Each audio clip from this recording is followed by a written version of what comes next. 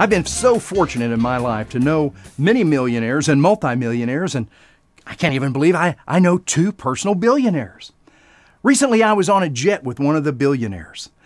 We were taking off. As a matter of fact, we were flying to Spain. It was an incredible trip.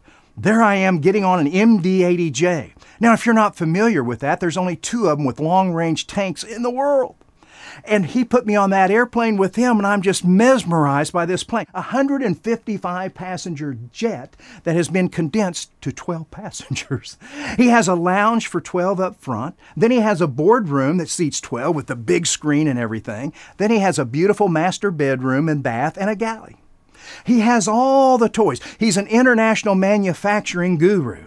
He has everything that one can imagine. He has manufacturing facilities all over the world. He has 3 or 4 Rolls Royces, a 45,000 square foot home. Now, I'm not saying success is money, but with him, everything he has, he's paid cash for.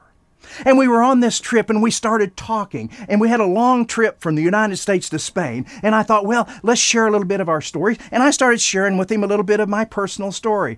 And I shared with him the fact that, well, yes, I grew up in a 400 square foot home, and things were pretty tough as a kid, and we were so poor that my daughters would, and my sisters and myself would sleep in the same bedroom with our parents. Our bathroom, we had a little curtain, and we'd sit there, and our toilet was in front of the mirror in the sink, which was pretty convenient for brushing your teeth and going to the restroom at the same time. But still, you're sitting there and you're wondering what's going on. And I'm telling him this heartfelt story. And then I moved up to a 600 square foot home. And by my senior year in high school, I had a 900 square foot home.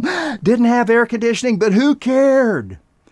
And then I leaned back and he says, "Oh, yes, Bob, I remember. I remember growing up in Taiwan. I remember having our house that was sort of made out of cardboard.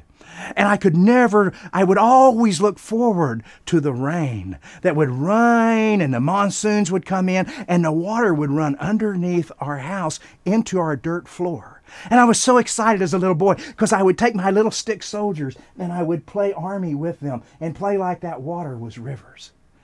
And I leaned back and I'm going, this is incredible. This is amazing. And as we started talking, I asked him, why? What is it? You came to this country not being able to speak English just a few short years ago. You've created all this wealth, and more importantly, you've helped millions of people. What is it? And he looked at me and he said, "Bob, it's the dream. People don't dream big enough. See, Bob, you've got to have a dream. You've got to have some place that you can continually run, that you can continually be creative. Because if you don't,